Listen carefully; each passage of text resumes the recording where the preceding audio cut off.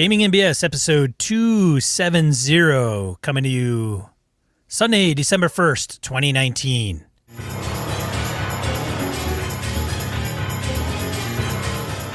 Welcome to Gaming NBS, a tabletop role-playing game podcast. I'm the Sean. I'm the Brett. Hey, folks. Glad to have you all here. Hope everybody's doing well. Sean, did you survive Thanksgiving in one piece? I did. Well, that's good. Did you? Yes. Did well. Hunting was terrible in Wisconsin this month. You didn't bag one, did you? No, I did not. Oh, my goodness. Rifle season, firearm season this year was just miserable for my son and I. Weather was terrible, too. I decided, yesterday was downpour rain, light rain, heavy rain. I'm like, fuck that. I'm not sitting out there getting it's soaking wet. It's cold. It's miserable. I'm going today, Sunday, no matter what. So I got rain done, hail done, icy, slushy mix done, heavy snow. It was, when the snow was falling, it was gorgeous. It was freezing cold. Didn't see a deer, but it was beautiful. So it was kind of nice. Because I figured, I'll sit out here. I'll be freezing cold, a little wet, kind of miserable, and I'll be thinking tomorrow at my desk in the office thinking, I could be in a tree stand, freezing my ass off. God, that's the life, isn't it? Because, hey. We all find joy in our own way. Exactly. But you had a good Thanksgiving and all? Yeah, I can't complain. It was peaceful. And it was your birthday. Happy birthday, Sean. Oh, thanks, Brett. Yes. Yeah. Just another year around the sun. Yeah, but you're getting up there now. I am. Yeah, nobody knows age more than I do. Nobody knows age more than I do. Nice. How much it can affect things. Very true. Because I'm a recruiter in the people business. Oh, that's true, yeah. Yeah. How old are you? Oh, a little too old. Oh, yeah, I can't. I can't place you now. No, I would never do that. I know you don't do that. I've heard the horror stories, as I know you have as well. But hey, before we start talking shop, let's talk about announcements. Some of them actually gaming related here. Evercon.org. As I've said before, I'm going to say it again. We've got BSers running games. I believe we're well over 200 events at this point, and it usually keeps on climbing. So it'd be great to see folks there. BSers running games, playing, hanging out, doing the thing. Event submission deadline is January 2nd. So get that in, get that done. Let's see here. Dates for the con, January 10, 11, and 12. Check out our website, evercon.org. And you can get all the information. Get your badge, get your t-shirt, all that good stuff. Cool. I don't have anything new there. Sean, you got any more announcements, stuffs? No, I didn't put it in the last week episode, but I'll put it in the die roll link to ExploreCon. That's the con that's happening January 18th to the 19th. Are we running a deal on shirts or something? Did we do that?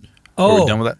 That's true. So ExploreCon, check them out. We'll put a link in the die roll for if you're local to Madison or Illinois and you want to come up for a con in January. Yes, but I think after the 4th, which maybe I'm going to try to maybe get this out tomorrow, but we'll see if we can run on another promo through the month of December for Gaming and BS swag. So you can get your favorite loved one, or you can drop your favorite loved one a hint and say, hey, I really could use a new t-shirt. And it needs to say Gaming and BS on it. It has to say Gaming and BS on it. So, yeah, we'll... So we have one that's for Black Friday through the 4th with 20% off. I think I sent out an email if you're on our email list. If you're not, you missed it. Or I put it out on Twitter. I put it out on Facebook. So just figured if you're going to buy a shirt, you might as well get a discount on it. Speaking of Twitter, I might have to get a new Twitter handle. Brett's been in Twitter jail for everybody that's not in the know. Brett was naughty. I lost my temper and said something that's not my proudest moment. I did something stupid. So I am rightfully in Twitter jail. And I'm like, okay, the ban should be up now. Let's reactivate this account. And everybody's wondering what you did. Holy crap! Trying to get back into Twitter is not fun. I lipped off to the president, so I said something rude, rather very derogatory. So if Brett has Gaming and BS in his Twitter tagline, which I don't think you do. I do not. We can officially say that we're probably on a no-fly list somewhere. Probably on a no-fly list somewhere, yes. So, thanks, Brett. Hey, thanks, buddy. Hey, I'm here for you. Getting older. What do I care? Goddamn people. Getting old and getting into politics now. I'm yelling at stuff. Just screaming at the wind, man. He's got some Anyway, if I do end up having to get a new Twitter handle, I'll let people know what that is. Anyway, let's random encounter. I'll let you go first. Yeah, let's get into random encounter. All right, segment of the show where we field voicemails, emails, comments from social media. So the first one's pretty short. It's actually a pretty short week anyway, because a lot of people are on holiday. Mm-hmm. So Alina Celine Hawkins Young just pointed out a brief thing about what we said about having like giving a player a class that's easier to play on Team Player or Lone Wolf. I think we mentioned like give them a player character that's easy to play. Alina Celine says Monk is actually easier than Fighter because 98% of Monk abilities are pre-calculated, while Fighter has to track several different types of weapons, armor, attacking stats, and magic items. That's a damn good point. I often forget the Monk. I was never a huge fan of the Monk class. Even back in first edition, AD&D was never a big thing for me, and I don't know why. I'm a martial arts guy. I don't know why that wasn't a thing for me, but anyway, it wasn't a big deal. So I don't often think about Monk, and quite frankly, I don't often have a lot of Monk players in my groups. But point is well taken because Alina's right. 98% of the Monk abilities are pre-calculated. You don't have a lot of math to do there. That's a very good point. So it's not Fighter, it's Monk. Yeah, and it is something Monk. and I would say if you give those two options, you say, hey, Fighter, blah, blah, blah, blah, or Monk. And Monk has some cool powers and so on and so forth. And Monk is a little different, a little cooler than just a regular stand there and tank fighter guy. So I could definitely see that being something cool. Thanks for letting us know. That's a good point. Yeah, that's a very good point. Alina Celine Hawkins Young. And it looks like Blake Ryan hit us with a voicemail. Blake Ryan, here we go. G'day fellas, this is Blake Ryan from Australia regarding Lone Wolf and teams. Okay, I've had a few campaigns die because people take it personally when something bad happens to their characters. Real life player friends go separate ways, and hence I avoid PvP unless it's part of the story and the players are okay with it. We used to call them loonies. You know, you're fighting fire giants, someone climbs up their legs and does monster summoning in their pants. Or you're in a ship-to-ship battle and someone sets fire to both ships because the dolphins told them to. It's just wacky stuff for as much as tension-seeking as just a laugh. But then I've had a couple of other alpha leaders, I guess. Well, that's how they think of themselves. They want everything their way and they bark orders, and if people resist, they just go. They either try to get them killed or they go their own way, and they get annoyed if you spend too much time with other players. In both cases, I told them to pull their head in. They got good items, but the NPCs treated the other characters better. Had a few greedy players that want the big item and doesn't tell anyone, so I make the item have side effects, like maybe it attracts giant-sized insects, or makes them lose their money, or maybe it makes them an open door to the spirit world.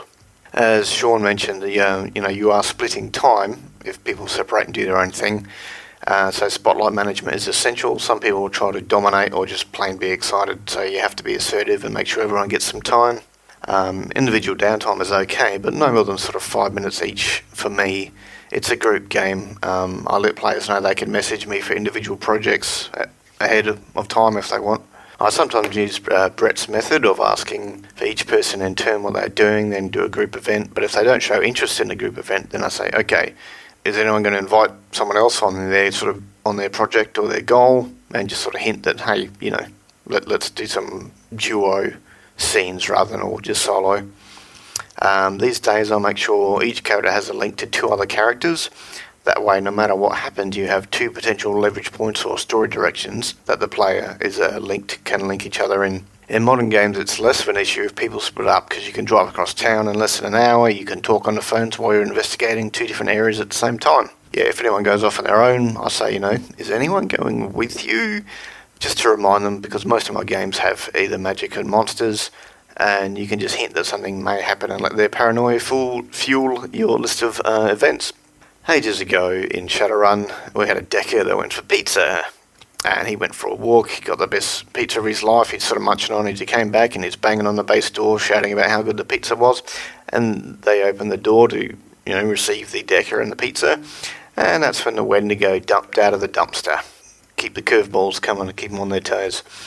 All right, happy gaming, fellas. Keep doing what you're doing. Still enjoying the podcast, and yeah, all good for the new year.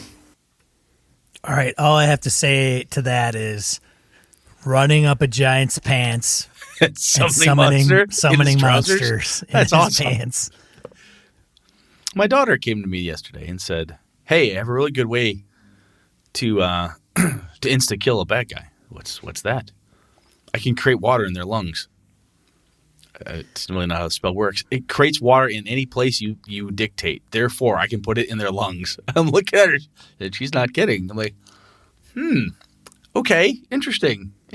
Which reminds me of the summon monsters in the giant's trousers type of attack. Interesting.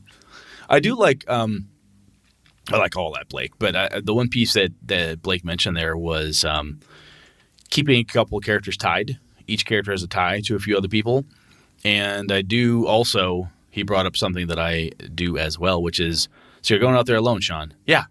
You're not taking anybody with you? Anybody going with Sean? Sean, you're letting Sean go by himself into the vampire stronghold then. Oh, wait. Oh, yeah. Since you use logic and use those scary words, you should probably team up and all go together. So there's ways to get people to even hesitantly sometimes go where you need them to go. That makes sense. Good stuff. Next time you play D&D, I expect Doc to come back to me complaining about how you summon monsters in the giant's trousers. I think the trick will be going up the giant's pants. Halfling rogue, sorcerer or something. You can make this work. Dim door. You got it. But then I have to summon. Yeah. You can make it work. Yeah. Yeah, you can make it work. There's nothing like a player that creates a player character to do exactly just one thing when the situation presents itself.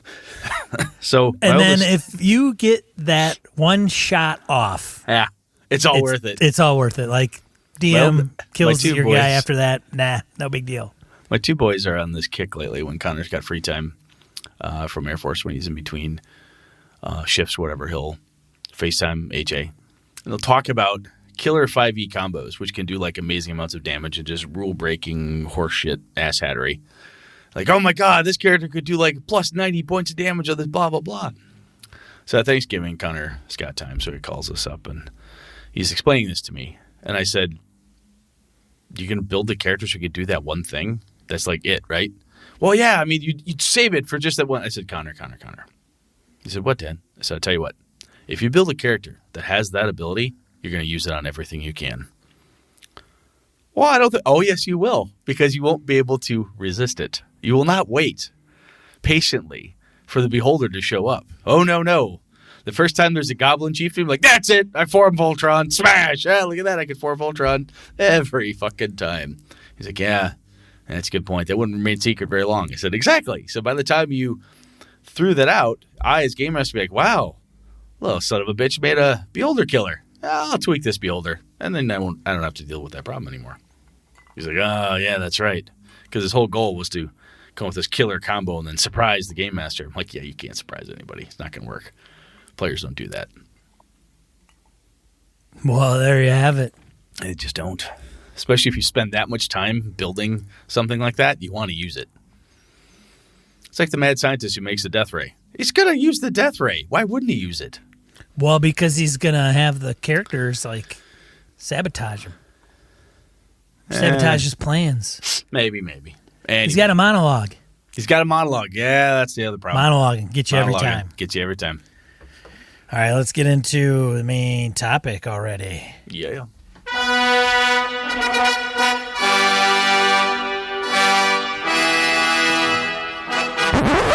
Alrighty. We're already ahead of schedule. We're way ahead of schedule. 15 minutes. Let's see what happens. So one of our listeners, James, wrote in and said, I was wondering, as you guys reflect on what you do to prepare for your regular game, how that has changed over the years. Is it changed because you are more experienced DMs, or is it changed because you decided you don't give a shit and are winging it instead? Do you adopt the lazy Dungeon Master method of preparation, or do you have your own prep checklist you follow? What's the average ratio of prep time to play time you would estimate for your campaigns?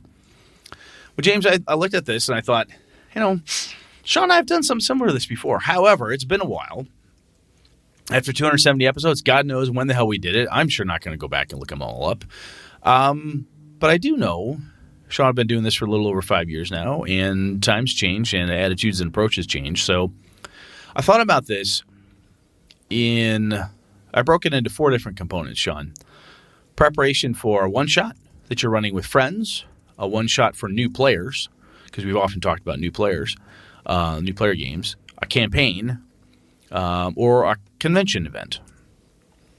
So when I started thinking about this topic, this idea from James, I thought, I have 4 different approaches, or at least goals in mind, which help me prepare for each game. And I basically broke it down like that, of like, hey, if it's a one-shot for a bunch of friends of mine, I have a certain goal in mind, and I prepare to achieve that goal. If it's for new players, different goal, a campaign, goals, con event, and so on. So, Sean, when you think about the amount of preparation you do, whatever, before we even get into some of that, I gotta say, man, when someone says, how much do you prep for your game? My gut instinct is like, I don't know. Who fucking cares? I just, I don't even put much thought into it. It's not like top of mind, like, oh, I need to set aside X number of hours this week to get ready for my game. Do you have a regimented schedule that you're like, hey, I'm going to play for 4 hours, therefore I need 2 hours of time or something like that? Are you that succinct and direct? Well, Brett, what scenario are we talking here? Let's talk about a campaign. One of the campaigns that you're running. So the campaigns that I'm running, I start out on fire, El Fuego, as I like to say. I see. Yeah. I start to just devour the material because, of course, I run pre-published type stuff. And I just immerse myself into those pre-published adventures, those tomes. You go cover to cover? No, that's the problem. You start out El Fuego, and then you turn into El Sloth. I start out El Fuego. And then you become cheeseburger eating American. And don't do much. That's true. Anyway. I don't take a lot of notes. I haven't in a while. And so for example, Tomb of Annihilation that I'm running with the Jeffster and company, and Joe and Andy. And with that group, I know that I'm running this coming Saturday. So I will, in my library, make that a book of choice. Okay, yeah. Which means that, ladies and gentlemen, you read in the bathroom. We got it. I put it on the sink. We got it. Right. Don't touch Sean's books. So I'll read that to some degree, fairly sporadic throughout the week. Now, do you do that specifically like to get your brain engaged in that setting? It does 2 things: to get my brain engaged, as well as figure out where they are and where they may be going. The problem with that is, you could say, so for example, Tomb of Annihilation, they're in a part of the adventure where and the problem with the whole adventure as a whole is just in general is that it's an open sandbox-y type game, hex crawl. Yeah. Okay. So they're in a part of the adventure. I won't give too much away because people might be going through it or want to run it or want to play it, where they could go, well, it's a dungeon. So they could go left or right or straight or down or up and whatever. And so that it's very difficult for me to determine, well, they're going to go into this room and then they're going to go into that room and then they're going to go into this room. So I'm just kind of getting an idea of any of the high level stuff that I need to be aware of, like, what's the environment like? Is there any ongoing wandering monsters that I need to keep in mind? Anything that would make, like, I should keep in mind as I proceed through. So a couple hours of that type of maybe brain freshening? Yeah. I would never sit down and probably try to 2-hour prep. That's just, to me, I'd probably go fall asleep, honestly. I'm old. I fall asleep now for no reason. I rest my eyes. I rest my eyes. My old man used to say, rest in his eyes. Now I totally get it. Now I get it. Yep. So I think I do something very similar. Because I don't use published adventures, I often glance through the notes that I took from last session. Sometimes, as of late, what's happened is I'll write on the whiteboard at the game room, and I'll take a picture of the whiteboard when I leave, so it's on my phone I'll glance at that, the last couple series of those photos. Oh, yeah, that's what's happening. Oh, yeah. Let's see. What are we doing? Okay, cool. Get that. So maybe a couple, 15, 20 minutes, half hour thinking about that stuff. And then to get the closer the game gets for the campaign that I'm going to run, I actually start looking at either movies, books, articles, websites, anything that helped to inspire me through. So right now I'm running Delta Green. So getting closer to it, I'll pull up my Delta Green rulebook and say, how does Insanity work again? Just make sure I'm prepped on that, similar to what you're doing. That's a key mechanic. I want to make sure I'm sharp on that. Cool. Got to have that. How do they deal with bonds and that type of thing? Refresh. Good. I want to make sure I'm key on that because I want to start the session off with a bond event. So, okay, cool. We'll do that. All right. Was there anything that went bad last time? Oh, yeah. The guys had a hard time dealing with hand grenades. Look up the thrown weapons, look up something like that, and refresh myself in any problem rules, and then I'm pretty much ready to go. But I don't time it. I don't take a lot of notes during. Sometimes if I'm like at work during a really boring ass meeting or I'm eating lunch at my desk and I've got 5 minutes to myself, I'll write a little bullet point list of like, oh yeah, remember Yig is set, serpent people are mind control, ? And then I'm like, yeah, that's good enough. It's just, sometimes it's all, I think there is, and maybe for me it proves to be a fallacy of preparation equals a focus time of writing and note-taking. So I'll hear people say, I'm writing the adventure. I wrote this adventure up. I designed it. I wrote it, whatever. I don't write shit, generally speaking, for a campaign I'm doing because it's just whatever's going to happen is going to happen. I'm not reading it from the book as you are, even paraphrasing or whatever. I don't take notes ahead of it. I just kind of roll with it. And just by going over what happened last time, refresh the notes and those pieces, it just gets my brain back into the space I was before when I last ran it, and that's good enough. Then I'm ready to go. That's how I handle it for a campaign anyway. Yeah. So very similar. I think part of the challenges I'm finding with running games is keeping track of everything. Because I'm running some stuff that's, Tomb of Annihilation not so much, but Masks is crazy. Yeah, that's a hell of a lot more complicated. It's totally complicated because you have to, because what's going to happen is players are going to forget or they're going to hit a wall.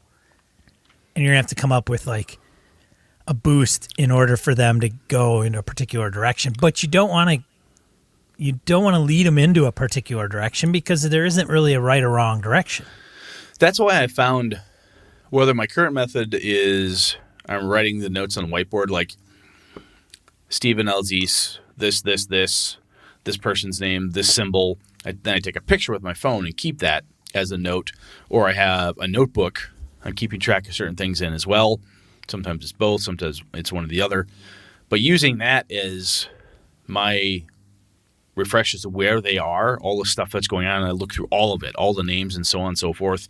And then a buddy of mine uses mind mapping software. He likes doing that. I find that to be annoying. It doesn't work as well for me for some reason, probably because I just haven't focused my time on it. But that helps me keep track of what the hell they're doing because the Delta Green game they've got going right now is very sandboxy. Yeah. Go wherever the fuck they want. They have to follow orders, do certain things, but how they go about it, they could end up almost anywhere on the planet. So it's kind of crazy. And if I don't take those notes, I'm going to be... What will happen is we'll show up, start playing. Everyone will kind of remember where we are. Someone will say, Baghdad. And they'll go, fuck, that's right. We're not going to Baghdad. We're going back to New York. Oh, shit. Then whenever we say, the last 2 hours of game discussion was complete waste. It's supposed to be in New York. God damn it. So before the end of the night, I try to take the final note that is where they thought they were going. So that way when I come back and look at it later on, I can remember what the hell I was doing. Make sense? It does. And I could easily go to the players either right as the session ends or after we all go home and just say, all right, next week I need to know what you guys are going to be doing. Like, what is your plan for next week? Like, you're going to go visit him, go to another country? Yeah. Okay, that's great. And then that's similar to the old West Marches, right? Tell me where you're going to go, and then I can prepare for it, and then I can present it to you. Mm-hmm. Campaigns are a different beast because of, even if you're running it out of the book, as you are, prepared module, there's still plenty of open-ended stuff to do. Because players are going to do crazy-ass shit. I mean, unless you seriously pull out the train hammer and wang the crap out of the party, they're going to do what they want to do. They're going to do something unexpected at some point, right? It's going to happen. Yeah, man. Mass is 666 pages. Yeah. They got a lot of places to roam. They do. I don't even know if they go to a particular country, what happens in that country when they get there. Yeah, they could. And the other thing that's fun is they could get a wild hair and end up in India. Right. Does India have anything to do with it? I haven't read Mask in a very long time. Maybe it doesn't. They could end up in India anyway because that's where they think they need to go. Well, and the tricky thing with masks is you have to... I'm just saying, following bad clues or misinterpreting clues in a game like that can drive you crazy. Yeah. Misinterpreting clues would be, why are they going there? Okay. Maybe. All right. So let's take it to a different extreme. Again, let's talk about with our friends here. So if you're going to run a one-shot, like when Papa Swick was in town and I ran Avalon for you guys, for me, that one-shot for my friends was not too bad. I like to, for one-shots, if we have time, have people make characters or just to speed things up. I usually make pre-gens like I did that game. It's just faster. Hey, we're here to play. Fuck it, here's some characters. Pick them. I'm going to set up this adventure and off we go. What I do with one-shots for friends of mine is I tend to dig into my repertoire of things I've done in the past and then turn them on their heads a little bit. So I like to run a siege where you're in a building or in a confined space and bad guys are laying siege to your location. How can you survive? How can you escape? Dealing with that. You have to go rescue something, usually an artifact. I don't like the whole people component of it. Go get a thing, those types of deals, or figure out what's wrong in the neighborhood in Avalon. There's a monster, there's a creature, there's somebody causing problems or whatever. That type of thing. But I tend to use tried and true methods that I know work. I know them really, really well. And if the players, my buddies, decide, hey, we're going to do this, shit. Eileen decided to go over here. That's okay. I know this adventure like the back of my hand. I can run this. So these are my standard adventures. I can change them, flip them, spin them around a little bit, but I dig into my 30 plus years of this hobby and pull stuff out. So one shots for my friends, apart from making pre-gens, not too bad. How about you?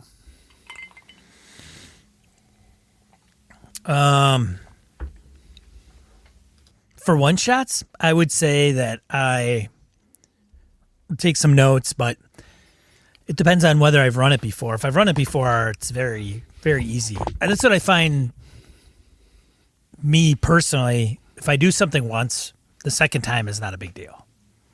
Yeah, we talked about that even with that little LARP, that poker LARP. Yep. Like, ran it once, going to be better next time. Yeah. The Deal by Todd Crapper, Broken Ruler Correct. Games.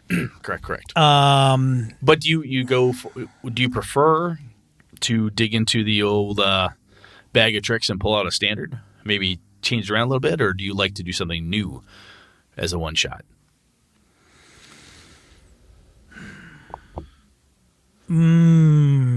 I have to say that I'd like going to Old Faithful. Yeah. Unless I have some time to prep. Like if it's a new, Tomb of Horrors, The Deal, The Great Gatsby at GameholeCon were all one shots. They were all new. I never had run any of them before. Well, one of the interesting things that running a one shot for friends, if you are doing something new, sometimes it's a great opportunity to make those pre-gens for a new system. Like, hey, we've never played Over the Edge before. I'd like to try Over the Edge. I made characters. I got a couple people ready. Okay, let's get 4 of us together. We're going to play. And you can use that opportunity as a one shot. If I'm using it with my friends, because I have done this in the past, I'm to play test something, usually a new rule set or a new game, basically overall. Then it's a great opportunity to say, okay, all right, time to have a fight.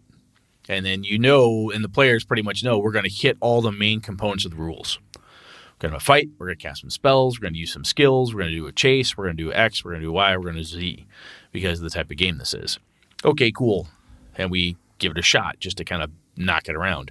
In that case, the prep is all around making sure I know where all the stuff is to be found in the book or on the Game Master screen because I'm going to be doing something new. And I've prepared everybody else at the table that, hey, we're going to do something new. It might be a little clunky. Bear with me type of thing. So I can see definitely doing that for sure. Yeah. I don't run a lot of one-shots for the gang. True. Yeah, and I don't do it often. And usually if I'm doing that type of one-shot, that preparation is actually longer than a campaign prep for me because I'm reading the whole new rule book. Like if I were to say, all right, that's it, I'm finally going to run Cypher System. I got to read the damn rules, make the characters, do the thing. I've never done it before, so it's going to take hours. I'd, pick a weekend and get it done on like a Saturday or something and get it, knock it out and then get it done in time for the game next week or whatever the case is. But that's going to take longer. I would say probably, 2 to 4 hours depending on complexity of the game. But those usually take longer because I've never done it before. But if it's Old Faithful, it's like, forget about it. Everybody know the rules? Nope, that's okay. Forget about it. We're off, and you're running. You don't need a lot of prep for that one because you've done that a bunch. Like Iron Shoes for my Avalon setting, I can run that right now. I've done that a whole bunch. If the team I'm playing with has never played it before, they're gonna have a blast. I know all the ins and outs of that thing. It's all good. I do want to run something that's not pre-published and find out how that goes, like something homebrew. We'll see.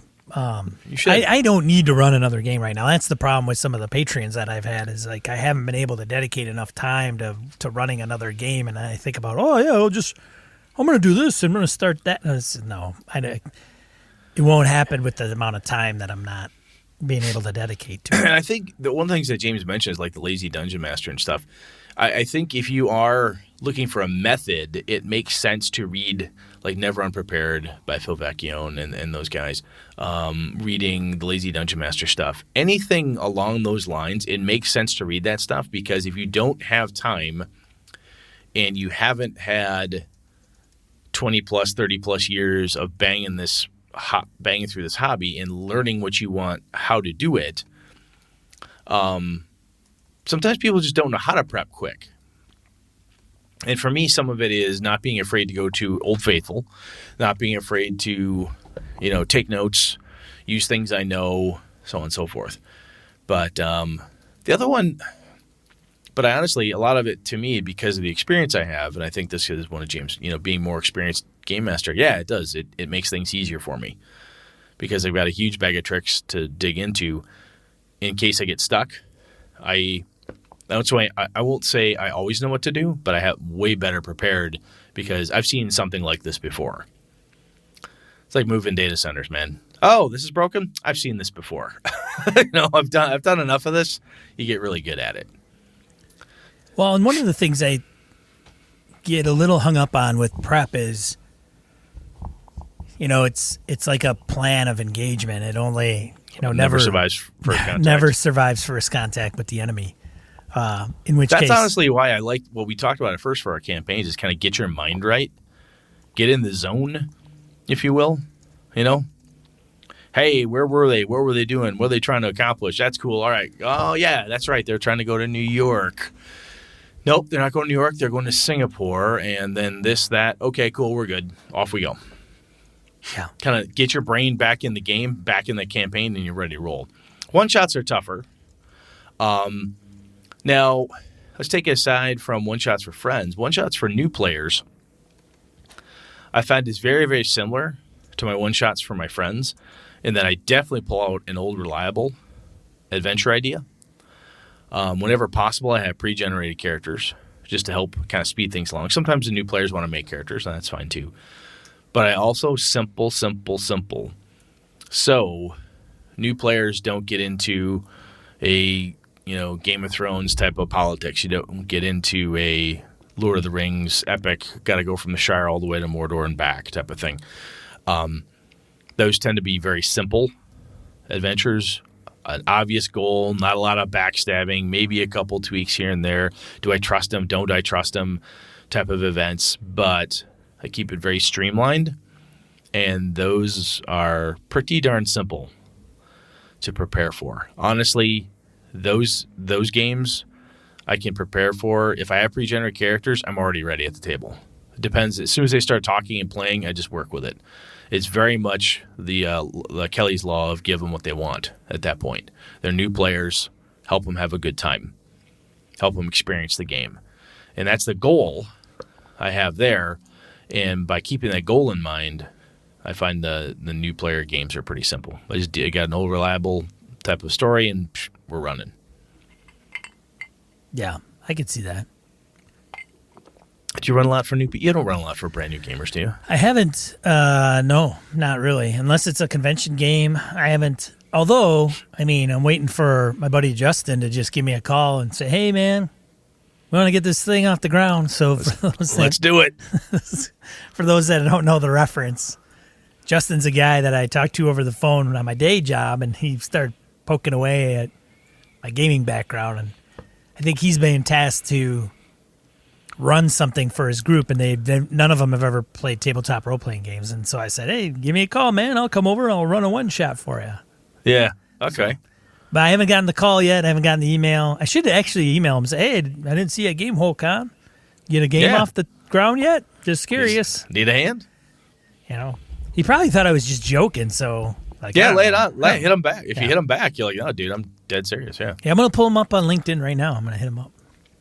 So, hey, dude, hope this finds you well. How was Gamehole Con? Oh, wait, you weren't there. So one shots, generally speaking, it sounds like we both minimal prep because we're digging into an Old Faithful. It's something we've done before. Now, a con game, I already know. So one, there's a caveat to that, Brett. So one of the one shots, the one shots that I run at Gamehole Con, it does vary. Like, forget about it. It's probably the longest running game I've ever ran. Well, that's not fair. The single one. You've repeated it the most often. I've repeated it the most often, the single scenario game. Got it. Okay. And the rest, though, that I've run, they're all over the place. Like, I've run Savage World Ghostbusters. I've run. God, what else did I run? We just did. You just named it the poker game. The Deal. The Deal. Yeah. The Deal. Great Gatsby. Gatsby in a Great Race. You've never done that before.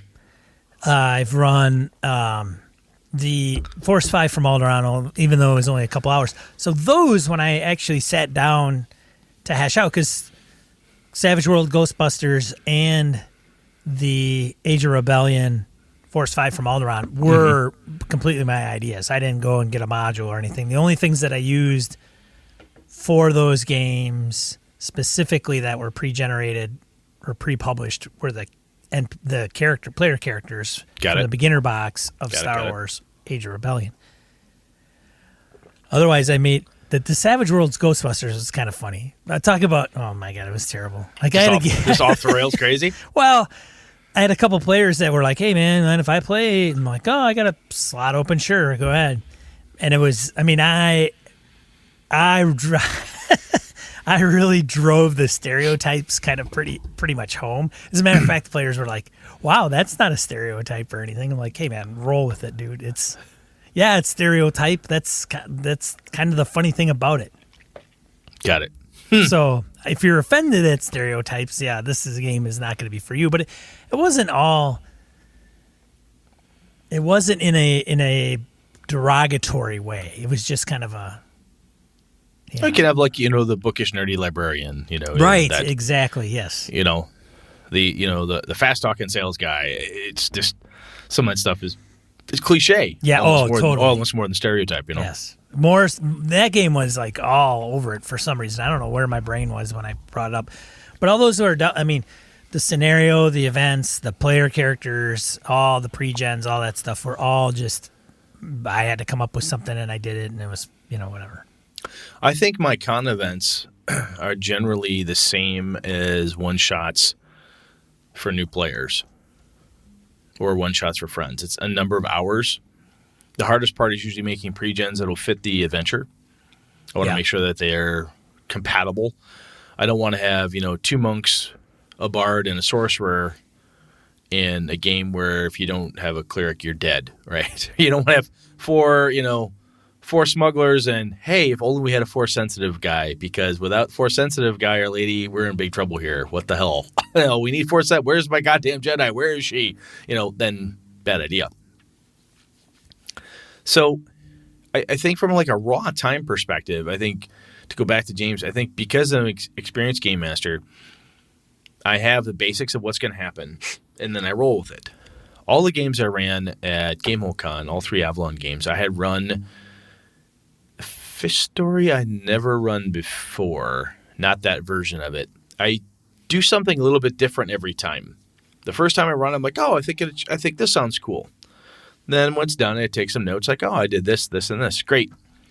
Second time I run it, let's try it, but sideways. Oh, that didn't work so well. Let's try it with a Gorgon. Let's try it with an Otyugh. Let's try it with a this. And I muck around with it. Those adventures, the reason I'm doing that is specifically because I want to publish them, much like I did Iron Shoes and Blacksmith's Folly and so on for the Avalon setting. But otherwise, I bang them around with different ideas and options. Even if I don't want to publish them, I'm doing it because I know I took that one adventure and I've stretched it in 3 or 4 different ways. Oh, I ran a fish story with these creatures. I ran it with merfolk. I ran it with this other creature. I ran it with this creature. Hey, I now have 4 different critters that could be the key behind a fish story. Neat.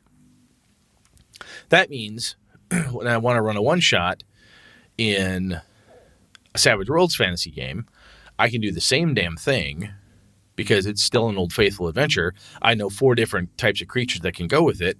Like, hey, there's merfolk in the Savage Worlds setting. Boom, I have my fish story. There we go. I'm off and running. So sometimes the reason I stretch it and change it around a little bit is, one, I want to make it interesting. I don't want to run forget about it 15 times and have it be the same goddamn thing every time, because then I'll be bored. I don't see. I think that the players prevent that. Yeah, in that one especially. And I can always start out with the old go-to first encounter. This happens or whatever. Yeah. But honestly, I run them so far apart that I will forget the order in which I actually present the problems. True enough. And I think when I do that, the funny thing about forget about it is if I approached it one way one year and a year goes by and I run it again, but I run the encounters differently, they're usually the same. They're in my brain like, this is going to happen, this is going to happen. When? Who knows? Maybe this will run first, then this one second. Depending on the order will depend upon the rest of the adventure. Yeah, that's a good point. Like when I bring the motorcycle gang into play, it's going to be different if I play it in the middle versus at the beginning, because then they're going to have to contend with the motorcycle gang in different respects. When I ran Vera's Wrath for Shannon, one of our supporters for Gaming BS, and he was a Avalon supporter as well, and I ran a game for he and his buddies up in Alaska. And then I ran the same game at GameHoleCon. But I learned a whole bunch when I ran with Shannon's crew. I'm like, this is cool. I know what to do here. I can make this that was more of a mini campaign I ran with Shannon. This one, I'm like, it's a one-shot, so I want to take some of the cool pieces from that game and mix it in here. This will be great. It was, I think I said this before, it was, from my perspective, it was the one that did not go as well as I'd hoped it would. And I'm like, okay, that's it. If I'm going to do this, I either have to keep it a mini campaign or tweak the damn thing. So I'm not doing it necessarily just to challenge myself, but I'm mixing it up because I want to take different pieces and parts that I think would be interesting. And honestly, I think the more that we're talking about prep here, I think what I'm hearing you and I say a lot here, Sean, is it's about getting our minds into that game, right? Getting your brain meats all set up so that, I'm running a LARP. I'm running Gatsby and the Great Race. So the only way to do that for me is I get my shirt and tie and I get my black shoes and pull my hair back and I'm ready to go and I run that game because that's, or hey, I'm going to run an Avalon game. So I sit down, what pieces do I want to do or whatever. But it all comes down to, I think for you and I, even more than what are all the different pieces and parts of the adventure where you jump into the pre-written module and read the shit out of the whole thing, take copious notes, or as you said, no plan survives first contact with the enemy. Get ready for the first session and then see where it goes. And then have enough information so that way whatever time lapses between first session and second session, you have enough information to get your head back in the game. Right? Because it's like a really long halftime show. It's like that halftime show at the Super Bowl for two teams you don't care about. You come back, who's ahead? I don't know. I just went to get nachos. You got to come back and have somebody show you the highlights from last half. Because yeah, that's right. That's what the Patriots were doing, or wherever the case is. That's fair, Sean. Do you think that's accurate? It is. What we're saying here? Yeah. I don't honestly think if I were to put a time on it, I don't think for any game I would spend more than a couple hours a week. And that's like hit or miss thinking about a thing. I think if you're spending too much, to me, too much would be probably over 2 hours a week. And I'm thinking sometimes I'm just collating it, saying it's not contiguous time. True. It's 10 minutes on the drive to work. Right. It's listening to a podcast and go, oh yeah, that's right. Noted. Drive on, drive. Sure. Get to work, mid-meeting. Yes, snake men worship this. Got it. That's not too bad. I would be surprised you're hitting 2 hours with that stuff. I'm guessing. Yeah. I honestly don't know. I think you're right. It might be an hour, tops. Because some of that, it all adds up. But, seriously, you heard something in a podcast and you jot it down or you put it to memory. That's like, a few seconds, second, 2 seconds, right? Yeah. Could be half hour tops, maybe. Sure. But I think that if you are preparing, I like to have ducks in a row, and I know a lot of GMs like to have their ducks in a row, and they're going to be able to come up with any answer that any player character could ever come up in any given situation. and Brett's reaction to that is what everybody should be like laughing right now. Yeah, because it's just not going to happen. Because at some point, Jeff shows up. Answer me! Right. Yeah, they're totally going to take the person prisoner. No, they're not. They're going to totally kill them. Yep. It's going to go off. That's why I think that when people sit down and prep so much, there's a couple things that are not the over prepping can lead to horrible disappointment on your side. Well, it leads to horrible disappointment, but it also gets into why are you prepping so much if you're wanting to give the players the latitude to do whatever they want. So it's a balance, because if you don't prep, you're going to be caught with your pants down. And if you prep too much, then you're forcing too much story on the players and not letting them develop themselves. Yep. Then you're basically writing the story, and then you're going to get pissed off because the players aren't following your story. Correct. The shtick for the last 5 years, we give Sean shit that he's a train conductor, right? What? He does not. He doesn't run like that. Clearly, I do.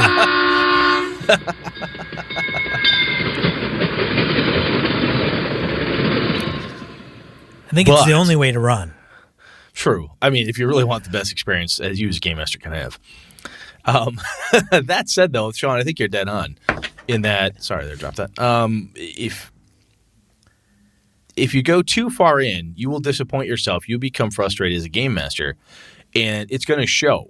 It's like if you show up to the game and you're pissed off at something, and it's going to show. Your players are going to be able to tell. Oh boy, he seems kind of pissed. She's a little angry tonight.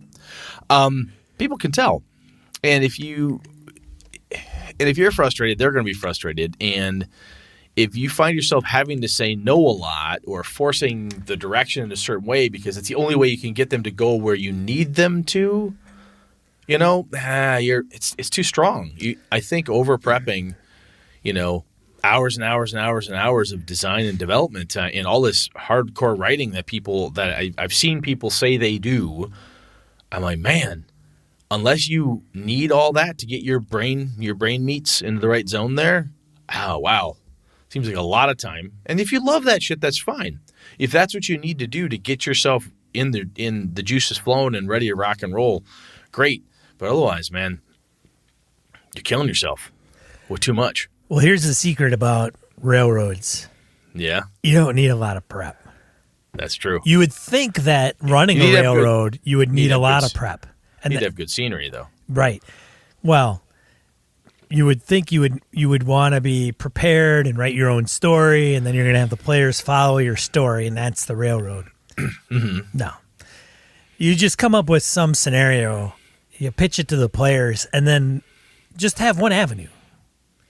It's linear, right? People call it linear. Mm-hmm. You make it so linear that it doesn't bend or curve. Yeah. It's one. You can stress it all you want, but the dragon's right behind you. It's geometry 101, man. You put a segment on that line. And that's you. And the next segment, and the next segment, and the next segment. That's it. Like you just know what's going to happen. There you go. There's the secret. Wrap it all up, put a bow on it. Merry Christmas. There you go. James, I hope we answered your question. I think generally, I think right now, if you were to ask Brett and Sean what's your average ratio of prep to play, I think the play time is way over the prep time. I think we're looking at one prep to 50 play. I mean, that's a good point too. It's drastic. I mean, I could prep and read a chapter in masks, and they're not going to get through a quarter of it in 2 sessions. Yeah. So that's another thing too, is you could prep and sit down and say, oh, okay, I think I got a good enough material to last this session. And then you find out they don't even get through half of it. Wow, I'm good for 3 sessions. Right. Pace these bastards are going, they'll never get there. That's what happens to me is I do that, and then I'm like, oh, it carries over. So then I don't have to do anything. And then I don't do anything, and eventually it catches up with me. Oops. But if you take decent notes, as we said, and reference back, I think a lot of preparation for both Sean and I think we stress this a bunch here, and we'll finish with this, is it's getting the brain back to where it was. There's lots of shit going on. Married, you got kids, you got dogs, you got cats, you got stuff you got to do, you got car problems, you got to get to work, you got shit to do. And dumping tons and tons of... I love gaming as part of my free time, but I also have other shit I have to do in my free time. And finding ways to minimize it and basically keep your brain in the same zone it was in while you were gaming last. Whatever I do, I try to make that's my goal. If I get my brain in that zone, I'm good to go. Yeah. Cool. All right, man. So other people out there, I'm positive, have better, possibly more succinct or methods and so forth. We listed a couple different places to find methods and approaches, because sometimes if you don't know what to do or where to start, we didn't get into I do X, Y, and Z here. We weren't very prescriptive, but there are other methods and tools out there that are much more prescriptive. So if people know good ones, let us know. Or if you've got ideas or things that you do, let us know that too. It'd be great to share it. Shall we? We shall. Roll. D-roll. 2D4 miscellaneous points of gaming and geekery you want to bring to your attention. All right. So Color Out of Space. I missed putting this one, the Nicolas Cage one. Do you have got Prime? It off the forums. Do you have Prime? I do have Prime. Amazon Prime, if you go to it and type in Color Out of Space, there's a German movie. Oh. Black and white. And there's a couple black and white Cthulhu films out there. The Outer Gods, Color Out of Space, and Shit, there's another one. But anyway, the Color Out of Space one is very good. The German one is good. Was it? Yeah, it's very good. And Color Out of Space is a damn good story. So the Nicolas Cage one looks pretty slick. Yeah. So thanks to Shane on the forums for pointing that out. Is it out? Like, is it on Prime or where is it? I don't even know. I don't know where this is going to be. All I know is there's a trailer for it. It's supposed to be in January 24th, 2020. Oh, so just around the corner. Next month-ish. Yeah. I was on Twitter. Sly Flourish put out on Twitter, hey, what kind of tools do you use to make your game better?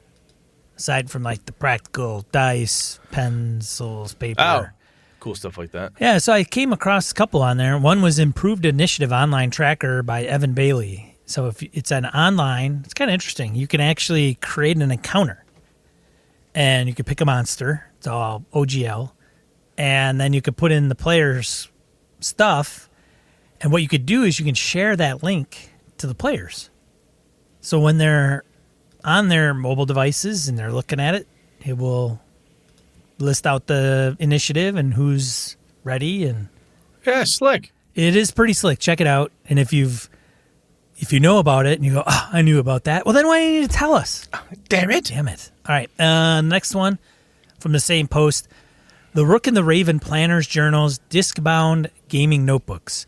This is something I really wanted to do. Like I want to do at some point myself. I'm not a designer though, but it doesn't look very complicated. It's just coming up with like sheets of paper with pre-formatted fields and layout, and then ordering it from them and putting it in like these disc binders. I've always wanted to do something like this with spell cards. And give them to my characters, and this is your spell book. Oh, right? sure. That's it. Well, they have that, so they have inserts that you can put the cards in. Yep, I'm seeing that. Yeah.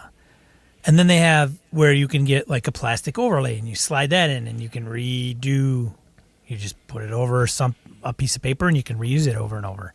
So they're pretty slick. I like the mentality behind it. I'd like to do one custom for myself, but we'll see. And when we talk about the disc binders, it's like a 3-ring binder type, like a ring binder, except it's a solid disc. Right.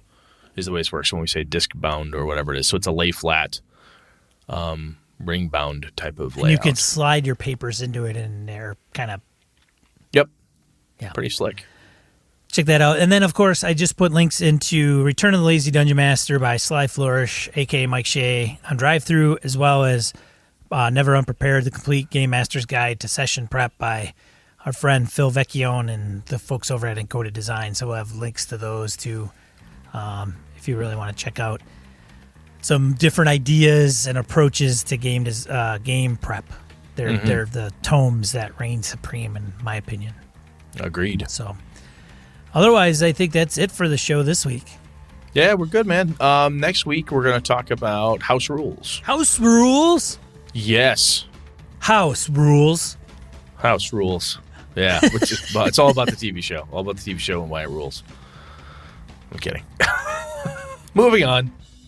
Right. Well, hope you all had a good Thanksgiving in the US of A. And if you are not in the US of A, we hope you're thankful for and everything is fine where you are. Absolutely. Otherwise, I'm Shab. I'm Brett. Good night, good game and all. This episode of Gaming and BS brought to you with the help from the following BSers. Hawk Sparrow, Corey Wynn, Graham Minor, Joe Swick, Curtis Takahashi, Kevin Lovecraft, Tony Sugarloaf Baker, Aaron Railia, Larry Hout, Mark Tasaka, Pure Mongrel, Chris Steele, Ron Bishop, Thomas Hook, Wayne Humfleet Craig, Brandon Barnes, Laramie Wall, Dan LaValle, Jason Hobbs, Sky, Old School DM, Perry Basor, Christopher Gray, Michael Dinos, Jim Fitzpatrick, Bruce Cunnington, John Kayward, Corey Gonzalez, Eileen Barnes, Robert Nemeth, Niall Diamond, Howard Bishop, Mark Anthony Benedetti, Eric Salzwedel, The Closet Gamer, Jeff Goad, Aaron Coleman, Ray Otis, C.W. Mellencamp, Craig Huber, Rich Wishon, Old Scouser Roleplaying, Jared Rasher, Andy Hall, David F. Blaylock, Harrigan, Melissa Bashinsky, Brian Rumble, Henry Newcomb, Eric Talvola, Huss Carl, Roger Braslett, Mark Sohm, Andy Olson, Eric Avia, Ron Blessing, Jeff Seifert, Chad Glayman, Finolf, Josh Wallace, Mirko Froelich. For ways to support the show, head over to gamingandbs.com/support-us. There you'll find different ways that you can help out the show. Thanks, BSers. And happy holidays. This has been a Litterbox Studio production.